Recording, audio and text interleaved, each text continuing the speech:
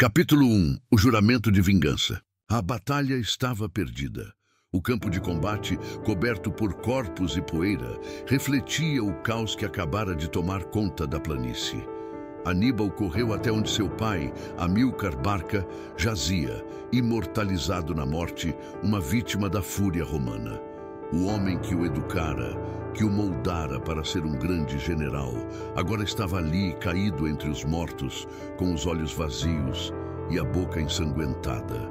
A dor tomou conta de Aníbal, mas foi a raiva que dominou seu espírito. Ele olhou para o céu, onde nuvens negras começavam a se formar. Não era apenas a dor pela perda de seu pai, era a indignação, o desejo de justiça. O que ele sentia agora não era apenas dor, mas uma força renovada, um compromisso irreversível com sua missão. Ele sabia que essa guerra não seria só para honrar seu pai, mas para mostrar ao mundo que Cartago ainda poderia ser poderosa. Mas por um breve momento, Aníbal ficou parado, olhando para o horizonte. O peso da perda e da responsabilidade era quase insuportável. Ele se questionou: estou pronto para isso? Para liderar uma guerra contra um império que destruiu tudo que eu amava? Com os punhos cerrados e a determinação no olhar, ele virou-se para o horizonte, onde o Império Romano se erguia, como um monstro distante, mas mortal. Ele sabia que a guerra que se aproximava seria a maior de sua vida, e ele não recuaria até vê-la vencida. Roma não passará, disse ele, sentindo cada palavra, cada promessa em seu coração. Capítulo 2. O chamado à guerra. Em 218 a.C., Aníbal Barca, com 26 anos, sabia que a guerra contra Roma não seria fácil, mas sua determinação era inabalável. Depois de anos de treino, sucessos em batalhas na África e a morte de seu pai, ele agora tinha uma missão clara: destruir Roma. No entanto, o Conselho Cartaginês não estava convencido de que uma guerra direta fosse viável. O Conselho de Cartago estava dividido. Alguns viam a guerra contra Roma como uma necessidade, outros como uma loucura. Eles temiam os custos e o desgaste que a batalha traria. Roma era poderosa e o caminho até a Itália seria uma jornada árdua e cheia de riscos. Aníbal podia perceber o nervosismo no ar, o medo nas palavras de seus aliados e a hesitação nas expressões de seus conselheiros. Roma se expandirá se não agirmos agora, disse Aníbal com sua voz firme. Ele sabia que se Cartago não agisse rapidamente, Roma se tornaria uma ameaça ainda maior. Mas ele também sabia que não seria fácil convencer os céticos. Os conselheiros mais conservadores questionaram a viabilidade de uma campanha tão audaciosa. O que nos garante que conseguiremos cruzar os Alpes? E se o exército romano for mais forte do que esperamos? Perguntaram. Aníbal, no entanto, não se deixou abalar. Ele sabia que estava oferecendo mais do que uma simples luta. Estava oferecendo uma chance de salvar Cartago e restaurar sua honra. A tensão era palpável quando o apoio finalmente foi dado. Não era um apoio total e incondicional, mas era o melhor que ele poderia conseguir. Com um olhar determinado, Aníbal começou a preparar a marcha. A guerra contra Roma estava prestes a começar. Capítulo 3. A travessia dos Alpes. Aníbal sabia que sua jornada seria longa e difícil, mas nada o preparou para a magnitude do desafio à frente. O exército cartaginês, formado por cerca de 50.000 soldados, cavalaria e uma força de elefantes, iniciou a travessia em direção ao norte da Itália. O caminho pelos Alpes era uma rota desafiadora, conhecida por poucos e temida por todos.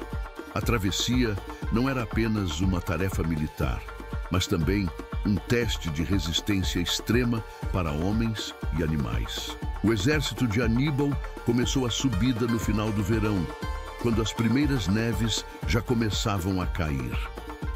O terreno íngreme e rochoso, combinado com a escassez de alimentos e a necessidade de proteger os elefantes que estavam fora de seu ambiente natural, fez da jornada um pesadelo logístico. A marcha avançava lentamente, com os soldados constantemente enfrentando quedas e ferimentos. A cada passo, Aníbal sentia o peso da responsabilidade. Ele sabia que essa travessia era essencial para a missão, mas também sabia que seus homens estavam começando a questionar se a vitória valeria o preço. Vários generais começaram a expressar suas preocupações. Se não encontrarmos suprimentos em breve, nossa força será diluída e os elefantes não resistirão mais por muito tempo. Aníbal tentou manter a moral, com palavras de incentivo e ações que mostravam sua determinação. Mas ele sabia que dentro de seu próprio coração, a dúvida também se fazia presente. Será que estamos indo para a nossa ruína? E se os romanos nos pegarem no meio do caminho? Cada dia que passava, o exército se via mais cansado, mais desgastado.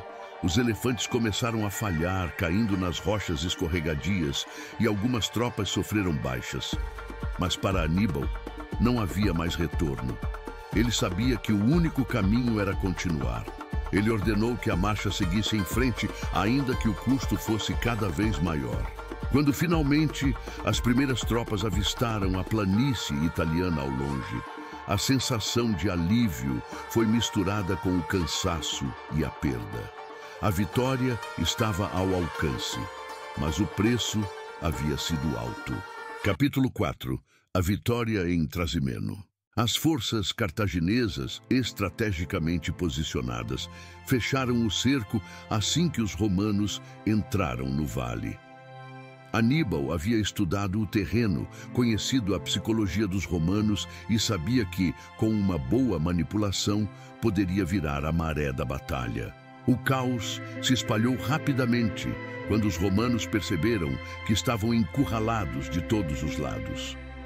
A cavalaria cartaginesa, veloz e ágil, cortou os flancos romanos, enquanto a infantaria cartaginesa avançava pelo centro, tornando impossível qualquer fuga.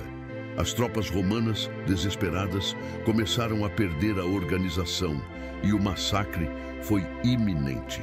Aníbal, no entanto, manteve a calma. Ele sabia que uma vitória não significava apenas derrotar o inimigo, mas enfraquecer sua moral para que a vitória fosse completa. Ele não buscava apenas a destruição de Roma naquele momento. Ele queria deixar uma marca indelével na história. No final do dia, mais de 15.000 romanos estavam mortos, enquanto as perdas cartaginesas foram mínimas. Aníbal havia vencido mais uma vez, utilizando sua mente estratégica, mas a batalha foi mais do que uma vitória militar. Ela representava o triunfo de sua determinação sobre os obstáculos que surgiram em seu caminho. Capítulo 5. A Batalha de Cannae. Em 216 a.C., Aníbal enfrentava o maior exército que Roma já havia reunido. O campo de batalha estava montado. Aníbal, mais uma vez, confiava em sua estratégia superior. Ele posicionou suas forças com grande precisão, criando uma formação que atraía o exército romano para o centro da armadilha. Ao ver Roma avançar, Aníbal sabia que não havia mais como voltar atrás. A batalha seria uma luta pela supremacia. As forças romanas, confiantes em sua superioridade numérica, atacaram de forma direta, exatamente como Aníbal havia previsto. Ao centro, Aníbal havia posicionado sua força mais fraca, um incentivo para que Roma avançasse sem hesitação. Quando o exército romano estava no centro da formação, Aníbal ordenou um movimento de fechamento. As tropas cartaginesas começaram a envolver os romanos por todos os lados. A cavalaria, posicionada nas extremidades, atacou com ferocidade. O cerco foi implacável. Roma, presa no centro, se viu sem opções. Tentaram formar uma linha de defesa, mas o cerco apertava cada vez mais. A força numérica, que inicialmente parecia sua vantagem, agora se tornava sua maior fraqueza. As tropas romanas começaram a desmoronar, sem espaço para manobras. Aníbal, com suas táticas perfeitas, havia destruído as forças romanas de dentro para fora. Quando a batalha terminou, Mais de 50.000 romanos estavam mortos. O campo de batalha foi um mar de corpos. E Aníbal sabia que a vitória trazia consigo um peso psicológico enorme. O campo de batalha foi um mar de corpos. E Aníbal sabia que a vitória trazia consigo um peso psicológico enorme.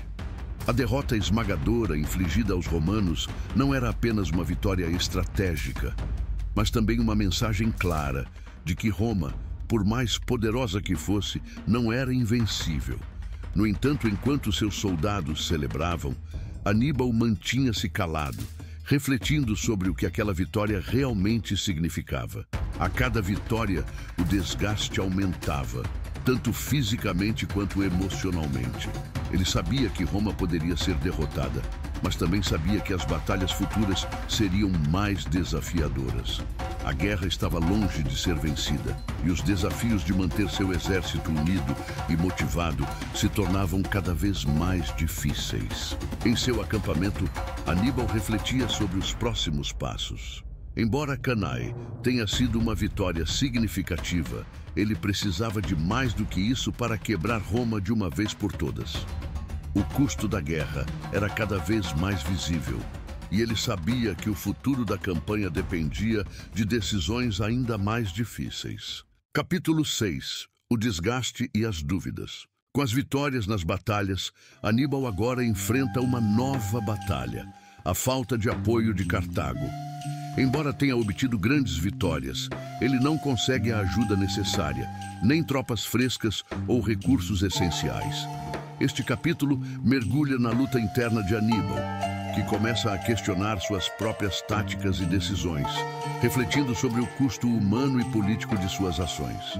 A tensão cresce dentro do exército cartaginês, com deserções e um aumento do cansaço. As cidades italianas, que haviam inicialmente visto Aníbal como um libertador, estavam agora divididas. Algumas se aliavam a ele, mas outras ainda temiam o que Cartago representava. A frustração de Aníbal só aumentava. Ele precisava de mais recursos, mais soldados e, mais do que tudo, de um apoio mais forte de Cartago. Mas as respostas que recebia eram vagas e muitas vezes insuficientes. Ele sentia como se estivesse lutando sozinho, não apenas contra Roma, mas contra o próprio futuro de sua missão. Em momentos de silêncio, longe dos olhos de seus generais e soldados, Aníbal se perguntava se estava fazendo a coisa certa. Será que essa guerra, que parece interminável, vale a pena? Será que estamos realmente mais próximos de vencer? Suas dúvidas começaram a se infiltrar em seu pensamento.